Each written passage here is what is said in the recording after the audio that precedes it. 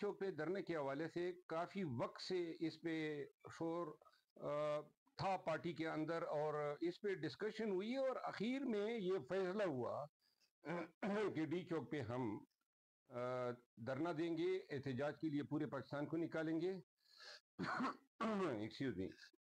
لیکن یہ اختیار جو تھا وہ خان صاحب کو دیا گیا کہ وہ کوئی تاریخ مقرر کرے.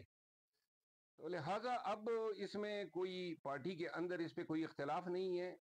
میڈیا کی پھیلائی ہوئی خبریں ہیں کہ جی کسی نے کہا جی ٹائم مناسب نہیں ہے. ٹائم تو آگے دسمبر ہے، اتنی سردی ہوگی، پھر فروری تک سردی نے جانا تھا، مارچ پھر آتا، مارچ کے آتے آتے پتہ نہیں یہ اور کیا کر چکے ہوتے. تو لہٰذا اس میں کوئی اختلاف نہیں ہے، ہم اس پہ متفق ہیں. اور 24 نومبر جو ہے آخری اور حتمی احتجاج ہوگا، کیونکہ جو احتجاج ہم نے پہلے کیے، روزانہ جلسے ہم نے کیے، کنونشن کیے، ریلیز کی، اور اخیر میں ڈی چوک آئے، لیکن ان کے کانوں پہ جو تک نہیں رہیں گی. تو لہٰذا اب کوئی راستہ چارہ کار نہیں ہے سوائے اس کے کہ پاکستانیوں کو نکال کے ڈی چوک پہ بیٹھ جائے.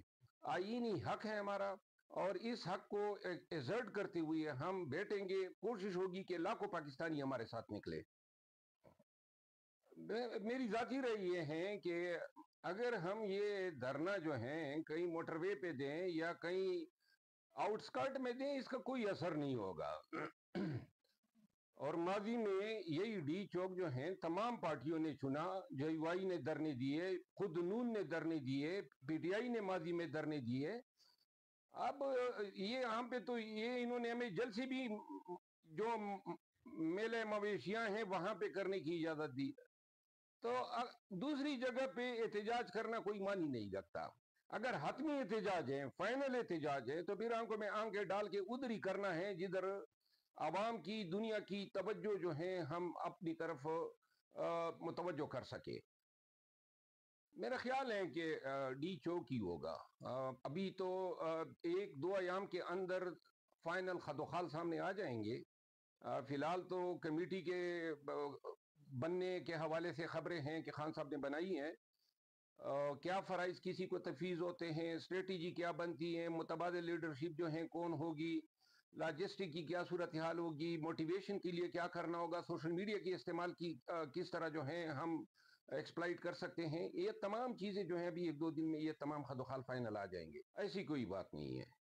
خان کے بیان کو کوئی ٹیمپر نہیں کر سکتا ہے، اور نہ کبھی ٹیمپر ہوا کو کوئی ٹیمپر نہیں کر سکتا ہے، اور نہ کبھی ٹیمپر ہوا ہے.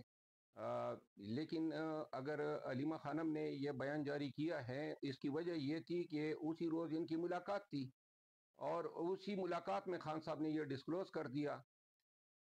تو یہ بات جو ہے آگے آ کے میڈیا کو انہوں نے بتا دی. باقی جو ہے خان کے اہل خانہ کا سیاست سے اتنا ہی تعلق ہے جس طرح بہن کا بھائی سے یا بیگم کا جو ہے اپنے شوہر سے ہوتا ہے.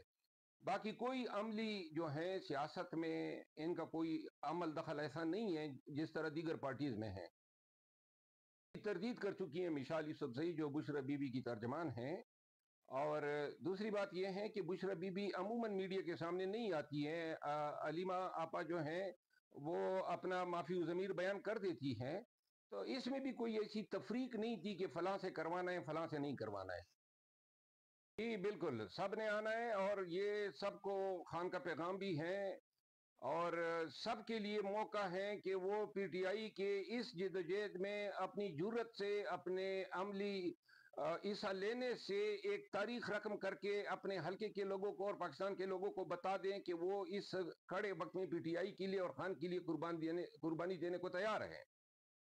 دوسری بات یہ ہے کہ عموماً یہ بات پہلے ہوتی رہی ہے کہ کوئی کریڈٹ لے جاتا ہے، تو لہذا جس نے بھی کریڈٹ لینا ہے تو یہ موقع ہے کہ آئیں اور اپنی پارٹیسپیشن سے، اپنی جرت سے کریڈٹ لے لیں. ہم نہیں اٹھیں گے.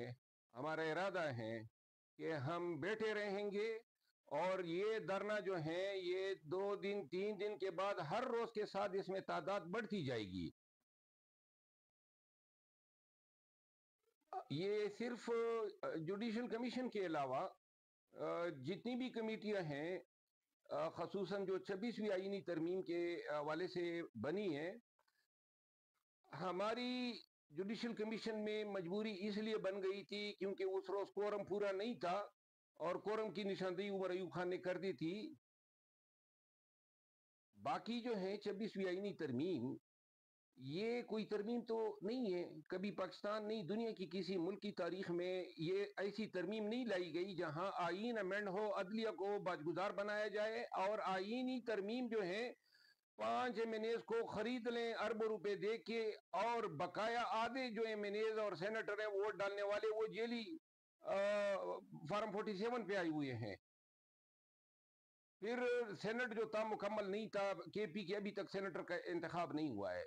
हमारी रिजर्व सीटें 23 जो हैं जो सुप्रीम कोर्ट ने दी हुई हैं उन पे अभी तक लोग नोटिफाई नहीं हुए हैं। तो ये नामुकम्मल ऐवान के जरिए और जिस बैकग्राउंड में ये तरमीम की गई और जिस मकसद के लिए की गई वो लीगली वो लीगली कॉन्स्टिट्यूशनली टेनेबल नहीं है, मुश्किल भी नहीं है। क्योंकि ये ट्रिब्यूनल ने तो फैसला करना है कि ये जो एमएनए है ये असली है या जेली है। अगर 6 माह में 40-50 हलकों पे फैसले आ जाए कि जी ये जेली एमएनए थे, तो इस आईनी तरमीम की क्या वैलिडिटी है। दूसरी बात यह है कि ये आईनी तरमीम जो है आईन के स्पिरिट से मुतसादम है। आप किस तरह जो ट्राइकाटमी है पावर की, पार्लियामान या लेजिस्लेचर, एग्जेक्टिव और जुडिशरी, इस समय आप जुडिशरी को जो है सिरे से आप एग्जेक्टिव का जो है जेर नगी बना रहे हैं। ये आईन से मुतसादम है, तो लिहाजा इन आईनी तरमीम जो है वो अब अगर अल्लाह करे कि ये सुप्रीम कोर्ट जो है अल्लाह इनको तौफीक दे कि अपनी आज़ादी के लिए कोई फैसला कर सके,